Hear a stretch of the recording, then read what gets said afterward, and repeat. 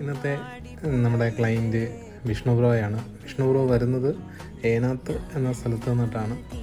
അപ്പോൾ ഒത്തിരി സന്തോഷം, ഇത്രയും ദൂരത്ത് നിന്ന് നമ്മളെ പ്രതീക്ഷിച്ച് ഒരു കസ്റ്റമർ വരുന്നു എന്ന് പറയുമ്പോൾ ഒത്തിരി സന്തോഷം. ബാക്കിയുള്ള കാര്യം നമുക്ക് വിഷ്ണു ബ്രോയോട് ചോദിച്ചറിയാം. ഇത്രയും ദൂരത്ത് നിന്ന് നമ്മുടെ അടുത്ത് വരുന്നതിൻ്റെ കാരണം എന്താണ്?